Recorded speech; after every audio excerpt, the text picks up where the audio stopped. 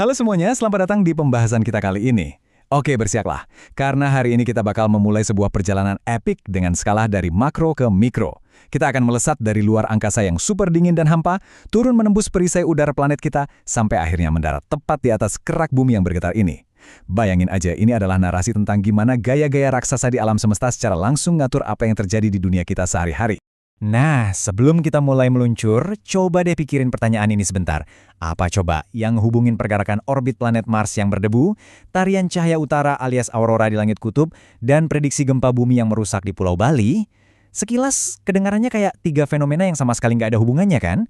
Tapi, lewat lensa fisika dan geografi, kita bakal lihat kalau semuanya ternyata diikat sama satu benang merah hukum alam. Jadi, kita bakal bikin semacam efek zoom sinematik nih dari luar angkasa yang gelap gulita, terus meluncur turun sampai ke permukaan bumi. Oke, mari kita langsung bedah rutenya hari ini. Pertama, kita bahas hukum kosmos. Kedua, menjelajahi tata surya kita. Ketiga, bumi dan bulan. Keempat, lapisan atmosfer pelindung bumi. Dan kelima, mengukur resiko terestrial. Masuk ke bagian pertama kita, hukum kosmos, matematika tak kasat mata di alam semesta. Kita mulai dari titik yang paling jauh dulu ya, melayang di ruang angkasa yang luas banget. Gini, jauh sebelum ada satelit, alam semesta tuh kelihatannya acak banget. Sampai akhirnya di awal abad ke-17, seorang astronom bernama Johannes Kepler merumuskan bukti matematis yang benar-benar mengubah cara pandang kita. Hukum pertamanya ngasih tahu kita kalau orbit planet itu ternyata nggak bulat sempurna, melainkan elips, dengan matahari ada di salah satu titik fokusnya. Terus, hukum keduanya menjelaskan sesuatu yang gokil banget tentang kecepatan. Karena ditarik gravitasi, sebuah planet bakal melesat jauh lebih cepat pas dia mendekati matahari dan melambat pas menjauh, sedemikian rupa sampai area yang disapunya itu selalu konstan. Terakhir, hukum ketiganya ini rumus universal yang ngebuktiin kalau semakin jauh posisi sebuah planet dari matahari, makin lama juga waktu yang dibutuhinnya buat mengelilingi bintang kita itu. Dan hal yang benar-benar menarik dari semua ini adalah betapa akuratnya angka-angka tersebut. Pas Kepler pakai data observasi dari Tycho Brahe buat nguji teorinya, wah dari Merkurius sampai Saturnus, rasio antara jarak pangkat 3 dan periode kuadrat menghasilkan nilai konstan yang nyaris identik. Semuanya kumpul di sekitar angka 7,5, perhitungan brilian ini secara harfiah mengikat seluruh tata surya kita ke dalam satu kerangka matematika yang rapi banget, ngebuktiin ke kita bahwa keteraturan itu beneran ada di kosmos. Lanjut ke bagian kedua. Menjelajahi tata surya kita. Waktunya kenalan sama tetangga-tetangga planet kita nih. Sekarang, dengan hukum dasar alam semesta yang udah kita pegang, mari kita perbesar lensa kita ke benda-benda fisik yang nyata di lingkungan tata surya kita. Bintang kita, matahari, itu ibarat jangkar gravitasi yang nahan segalanya biar nggak terlempar ke kegelapan ruang angkasa. Masanya yang luar biasa besar, sukses nahan planet-planet. Tapi uniknya, matahari juga punya semacam gaya dorong lewat radiasinya. Makanya, kalau kalian perhatiin, komet yang aslinya cuma gumpalan es dan debu purba selalu punya ekor yang nunjuk menjauhi matahari. Radiasi matahari ini secara fisik dorong gas-gas yang menguap dari komet ke arah luar, persis kayak rambut yang ketiup angin kencang. Nah, biarpun sama-sama ditarik sama matahari, planet-planet tetangga kita ini ternyata punya nasib yang beda-beda banget. Coba bandingin dua hal drastis ini. Di satu sisi ada Mars, dunia berbatu yang ukurannya relatif kecil, diameternya cuma sekitar 6.800 km, atmosfernya tipis banget dan cuma punya 2 satelit kecil. Tapi di sisi lain kita punya Jupiter, raksasa gas purba yang besarnya aja 11 kali lipat bumi kita. Jupiter ini nggak punya permukaan padat, isinya sebagian besar gas hidrogen dan helium, plus dikelilingi belasan satelit. Perbedaan bumi dan langit ini nunjukin betapa beraneka ragamnya lingkungan fisika di halaman belakang kosmik kita sendiri. Masuk ke bagian ketiga, bumi dan bulan. Kita bakal ngomongin soal waktu, musim, dan pasang surut. Pas kita perbesar lagi fokusnya ke planet biru kesayangan kita, ini nih ilustrasi brilian tentang gimana konsep makro dari revolusi planet benar-benar nyiptain realitas waktu dan musim di bumi kita. Waktu bumi mengorbit di lintasan elipsnya, posisinya itu sedikit miring. Kemiringan inilah yang ngedikte transisi musim kita. Dari equinox di bulan Maret, terus ke solstice musim panas di belahan utara pas bulan Juni, balik lagi ke equinox di September, dan masuk ke solstice Desember yang bikin utara kedinginan tapi selatan kepanasan. Gampangnya, setiap buturan salju dan setiap hari yang panas terik itu asalnya ya dari geometri kosmik ini. Tapi, tunggu dulu. Bukan cuma revolusi bumi aja loh yang ngaruh ke kita. Bulan juga ikut campur tangan. Pernah dengar istilah pasang perbani?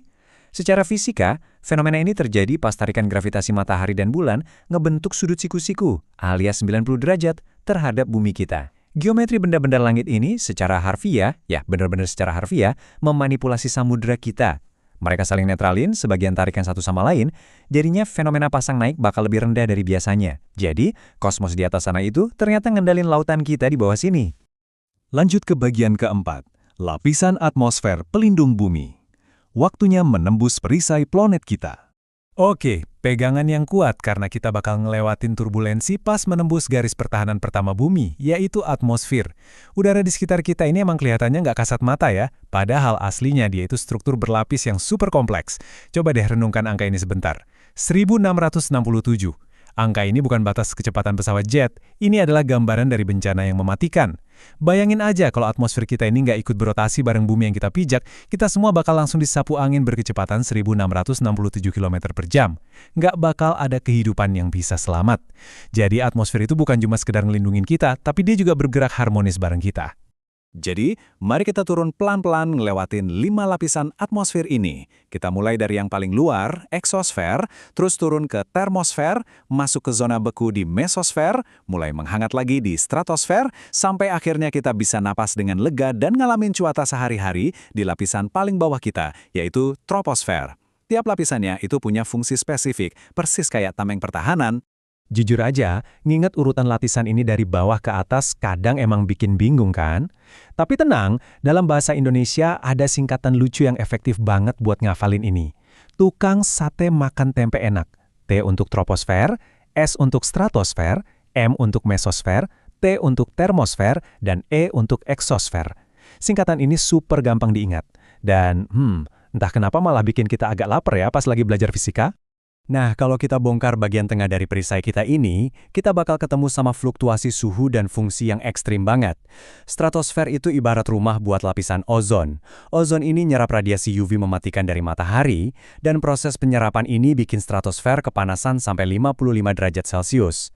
Tapi gilanya, tepat di atasnya, kondisinya berbalik drastis.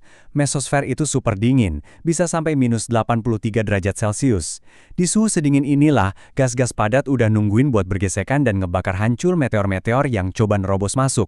Terus, masih ingat gak sama pertanyaan saya di awal tadi soal cahaya utara? Nah, jawabannya ada di lapisan termosfer atau sering juga disebut ionosfer, letaknya itu di ketinggian 80-400 km di atas bumi, dan lapisan ini penuh dengan ion-ion bermuatan. Pas radiasi matahari nabrak partikel-partikel ini di sekitar kutub magnet bumi yang kuat, proses ionisasi itu ngelepasin cahaya menari-nari berwarna-warni yang kita kenal sebagai aurora. Dan sebagai bonus tambahan, proses ionisasi ini jugalah yang bikin sinyal gelombang radio bisa dipantulin balik ke bumi kita. Keren banget kan? Akhirnya kita masuk ke bagian kelima, mengukur risiko terestrial. Saatnya kita benar-benar mendarat turun ke permukaan bumi.